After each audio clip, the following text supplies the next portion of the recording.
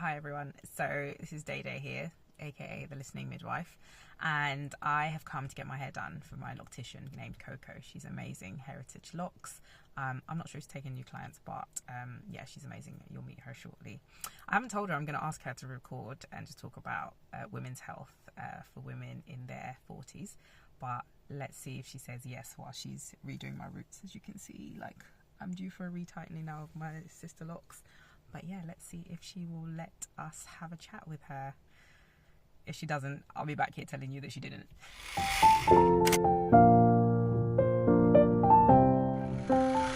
Hi everyone, welcome to the Listening Midwife. I would like to introduce you to Coco, who is my loctician. She's not very happy with me because I sort of sprung this on her, so... She was like, you didn't even give me time to get glammed. She's got clients before, clients after. Anyway, she has agreed to talk to us about women's health. So Coco, tell me a little bit about you. How old are you? Going fully into it. I am 43. 43 years young. Yes. Beautiful. Look at her. She's not got one wrinkle, no lines, no blemishes. What's your skincare routine? First of all, your skincare routine. What do you do to your face? I every morning I use vitamin C, and I always use sun cream, and then at night I use retinol. Okay, she's got this whole regime going. Okay, that's lovely. And Coco, very strict skincare routine. Okay, and do you exfoliate? Do you what do you use to wash your skin? Yes, so I exfoliate. So I use like quite sort of different. I kind of listen to my skin and what the skin needs. So I will use salicylic acid. I will use they're different. I can't even remember the names, but basically different. Yeah, I have a different sort of product for what the skin needs and where it is at. Okay. And also when I do use exfoliator or things like that, is always sort of like in products, is never like physical exfoliation. Okay. Yes. Okay, so just literally in your hands. Yeah, like different acid or things like that. Okay. Yeah. Oh, look at that. Always very complicated names, but it works. It seems to work. Good. Thanks very much. And Coco, just tell us a little bit, because you've got a bit of an accent there. You've got a twang in your voice. Where are you from? I have a twang. I was born in Paris. Okay. So you can hear the French accent. Yeah. But I'm from Republic of Benin Republic. Lovely. In West Africa. So close to you, Dede. Yeah, close to me. We are neighbors. Yeah, wonderful. Yes. Perfect. So Coco, a little bit about what I'm trying to do here is just about sharing with women what is available to women out there, information about women's health and well-being. And so do you know, for your age group, what services are available for your age group? What screening tests and what is available for women? What services have you used for your age group? 40 years young. 40 years young. So I know that I believe from about 50 you can do a mammogram. Obviously I'm not there yet, but this is something that I'm sort of looking at because I've had a lot of sort of cancer in my family. Okay. So it's something that and specifically breast cancer. So this is something that I'm sort of looking at, and I think because I've had cancer in my family, I can start doing that from 45. I think that's what my GP told me. And also obviously on a regular basis I do the smear test. Yeah. That I don't like doing, but it's very important to do it. Nobody likes that one. Yeah, exactly. And I think if you are healthy, actually, there's probably the two tests that are available at the moment. Fantastic. So you talked about from age 50, there's routine screening for breast screening, and I'll share a little bit of information about what that screening looks like and how to access that if you are in that age category. So Coco, do you think what kind of conditions or issues do you think commonly affect women in that sort of 40 to 45 age category. So I know you said obviously about the cervical screening that's available for anyone age 25 to 64, and they should be every 3 years unless you've had anything unusual detected, and then they might change the screening window for you if you fit in that category. But generally for all women it's age 25 to 64, and then over 64 it changes to every 5 years. So as I was saying, Coco, what conditions and issues do you think affect women in that age 40 to 45 category? Yeah, so I think for us, and especially with our demographic, as like Black Africans or Caribbean, we are often we often have probably weight related problems or sickness, Yeah. as diabetes, high blood pressure, like being overweight, all these sort of things. So I think this is something to really look at, especially in our age bracket. Yeah. And being aware of that. Yeah, and I agree. I think obesity in general, there is a rise in that. And I think commonly we find in our demographic of women, Black ethnic minority groups, you tend to have more cardiovascular diseases, just like you said about diabetes and, even heart disease, cholesterol. So one of the things that is available to women from the age of 40 is the NHS health checkup. Yes. And that is something that you get. Oh, you've done that? Yes. Oh, sorry, I forgot. That's okay. That's fine. I did that. They called me when I turned 40. Oh, brilliant. But I do that anyway with my life insurance. Okay. I do that every year. So I do a checkup with they take my blood and then check my blood pressure, weight, height, like all these sort of things. And then with the blood, they do a lot of different tests. So I do that every year, just to make sure that everything is okay. And then, yes, they do like your included in the blood. They check like your cholesterol, how your heart is functioning, like lots of different things. So I do that every year. Brilliant. And that is available on the NHS, and they do that for women who once they turn 40. So it's really great that they've done that for you. Mm-hmm. And I think it's really important that we are aware of that, so that we can, if we haven't heard sort of in that sort of first 6 months of having turned 40, then we should be proactive as well, because we know the current state of the NHS. It's, it's bursting at the seams. It's really difficult for them to keep on top of things. So we need to be proactive in how we access the services and be aware of what services are available for our age categories as well, so that we don't miss out on any opportunities that we have. And also, so that the NHS check would include your height, weight, blood tests as well to check for your risk of diabetes as well as your cholesterol levels. So really great that you get that on your health insurance. And and the NHS also do provide that as well.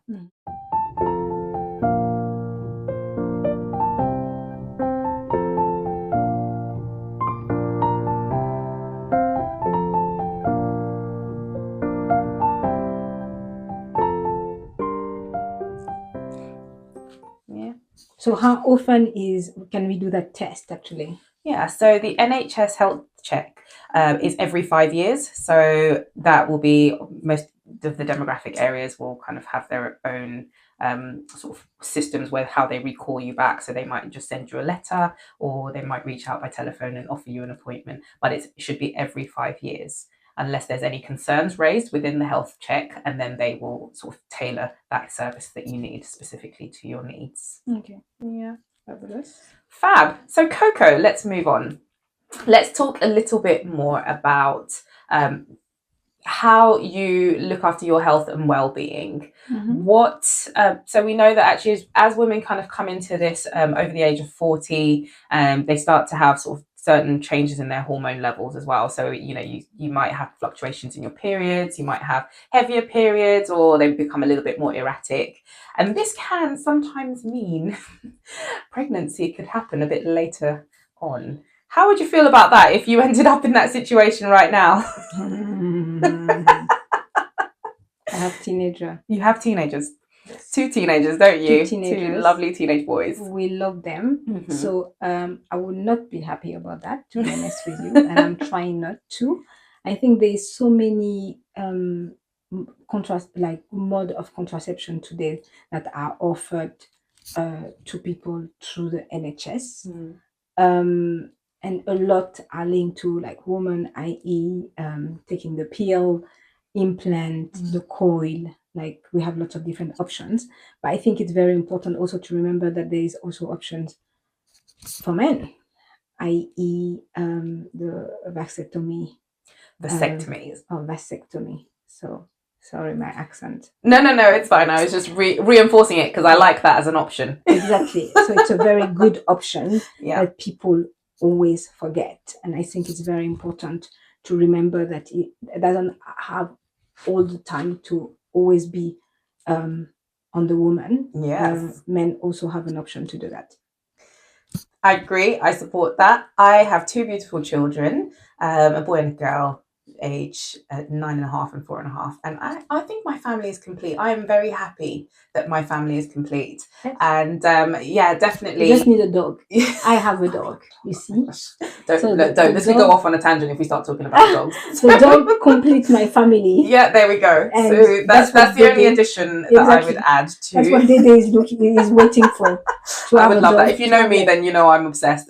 But I don't have the time at the moment to be able to care for a dog. So, so 2 kids and maybe a dog in the near future. But what I am using a long-acting contraceptive. I've got the Marina coil. I think it's still Marina, but I've got a coil in situ. It's a hormonal coil, and I love it. It works really well for me. But I absolutely support what Coco has said in that actually we have a lot of responsibility as women, but also we can encourage our partners, to also be a part of that journey as well, to avoid pregnancy, especially as you get into the older years and things become a little bit more irregular, and it's quite challenging to know what's your new normal as your hormones fluctuate and you get perimenopausal. So think about your contraception that you're using. If you're not using any, encourage your partner to use some, and stay safe out there, guys. And obviously there's condom. There's also condoms as well. So it's not all, it doesn't all need to be hormones. You know, it can also be condoms. So let's leave that there. Yes. Now, Coco, last question I have for you. Yes. So how do you manage your health and well-being as a lady flourishing in her early 40s? Yes, I love this question, actually. There's so much to do. So I think there is your health and your well-being. So for me, it's 2 different things. And I take that very seriously because I think it's very important to be healthy physically, mentally, emotionally. And that's something that I take very seriously when it comes to me. So in terms of health, I think it's very important to have a very good and healthy sort of diet. Eat lots of protein, fiber, hydration. That's key. That's probably why your skin looks so good. Vegetables, yes. So that's very important. And also I go to the gym on a regular basis. I'm definitely a gym girl. I love going to the gym. I go to the gym about 3 to 4 times a week. Amazing. And like when we get a little bit older, I think strength training and stretching is very important. So I do a lot of weightlifting. I really like it. Yeah. I introduced a little bit more cardio in my routine this year because I want to do a fitness competition towards the end of the year. But I used to do like more just weight, and I now do like kind of a mix. So I think that's like I go in the morning, just sort of set my day. I really like it. I enjoy it. Yeah. I think it's like if you're not a gym person, you can either exercise at home. You can literally do anything you want at home. Yeah. Or find a gym that works. Like my gym is like a little, it's not like a high street sort of gym. It's a little boutique gym. Works for me. It's a little bit smaller, a little bit more intimate. Everybody knows everybody, and That's nice. it kind of works for me. I've tried the high street gyms, just didn't necessarily feel like it was for me, but I think like I find like the gym that works for me now. Yeah. So that is when it comes to health. And obviously, as we said in like before, making sure that you check yourself on a regular basis. Breast examinations are really important as well. Breast examination by yourself, obviously doing all the necessary tests that you need to do on a regular basis. And also being in tune with your body. Like, you have sometimes people who feel like, oh, there's something not right. You might not be able to pinpoint what it is, but you just feel that there's something going on in your body. And I think it's very important to be in tune with that and to listen to your body. And when you feel like there's something wrong, don't hesitate to book an appointment at the doctor just to check, even if you can't fully express what it is, but you feel like there's something not right. I think it's very important not to hesitate to book an appointment.